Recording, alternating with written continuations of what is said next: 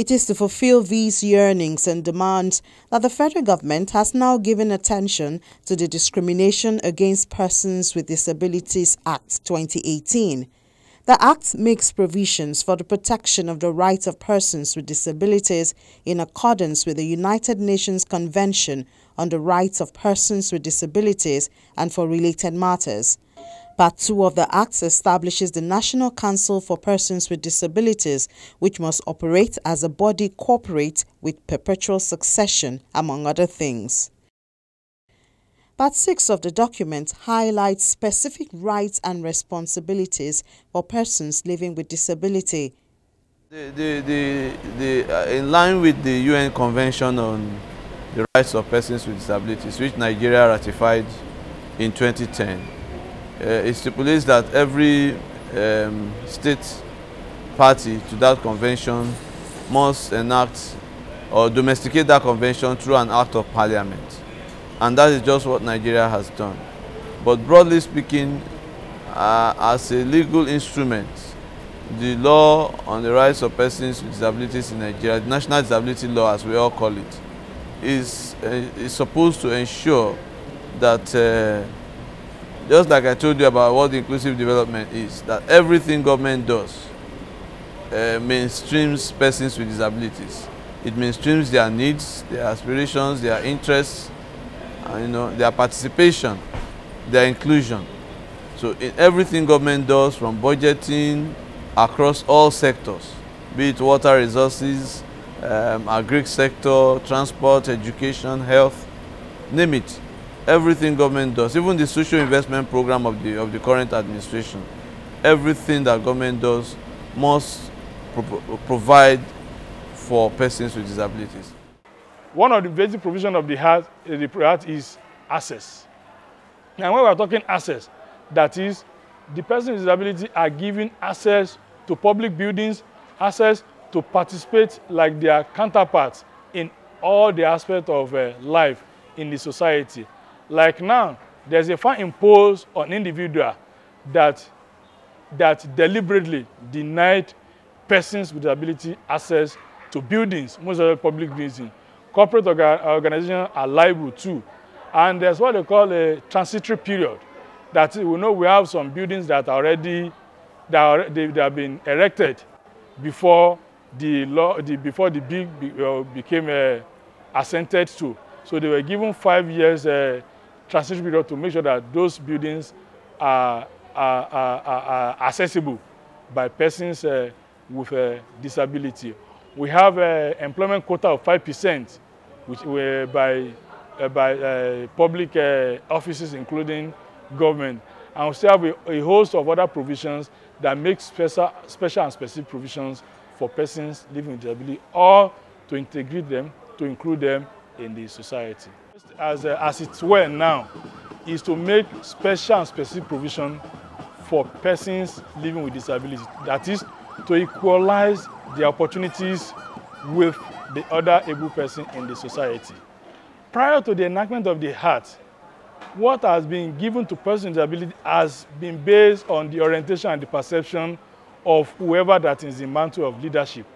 That is, if a president or a governor does not see anything too special or that ability in person with disability, then little or no attention will be paid to their plight. If we have a considerate government in power that sees that, everybody must be provided for and be carried along, then they make provision for persons with disability. But with the assent of the bill now becoming act that the moderator just mentioned, is not incumbent, is not compelled on whoever that is in mantle of leadership by way of rights and by way of law to make sure that persons with living with disability are catered for and are being protected. So now it's down to the state governments for implementation, which obviously begins with sensitization. So we keep sensitizing people. If you have a bag and I'm in a wheelchair and I cannot access your ATM machine, you've already excluded a segment of the population. You go out there, look at ATM machines. How many of them are handicap accessible? How many? Very few. So if I'm in a wheelchair, I cannot do any banking outside of banking hours. I can't. But again, we have to begin to hold them accountable, not even as a state. You, as an individual, can walk into a bank and say, if I'm handicapped, how do I access? It is our responsibility as Lagosians to begin to ask these questions. It's not just the responsibility of the person in the wheelchair or the person who is handicapped. It is my responsibility. It is your responsibility, because when it's all said and done, we are the government. Although the responsibility is shared with the citizens, there are suggestions as to how the government can encourage the private sector to contribute to the success of the Act and consequently the general development of the country. First of all, the bill for who? I mean, for persons with disabilities. And who are these people with disabilities? These are persons who represent not less than 15% of Nigerian population. So they are citizens of this country. And if you do 15% of, 180, 190 million, it means we are not less than 25 million persons with disabilities. So that's a huge number of a segment of the society that is too large to be ignored in any development effort. So, it's a good thing for us and our families, persons with disabilities. And what is in it for everybody? Disability is everybody's business. Imagine the absence of the bill, what the absence of the bill has cost for the country. Imagine the loss that the country has been experiencing simply because they've not created an enabling environment for persons with disability to contribute to national development. So it's not just about for us, it's about the country as it were.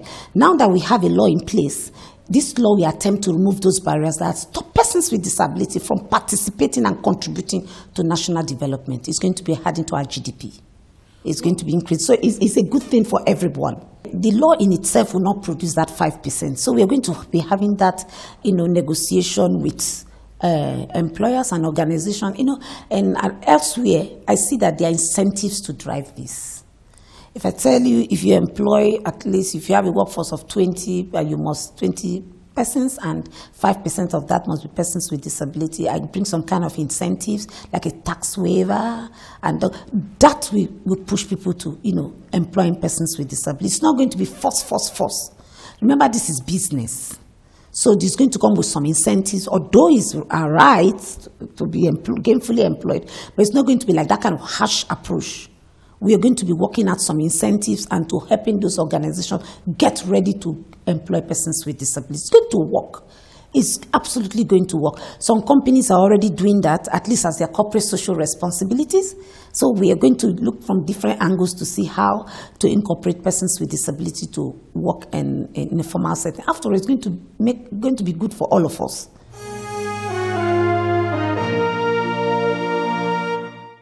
Apart from the elections, the efforts of 25 million Nigerians can certainly add to the development of the country. That's why Nigeria should run an all-inclusive economy. That's our story on this episode of the program. Thank you so much for watching. I'm Ini John Mekwa.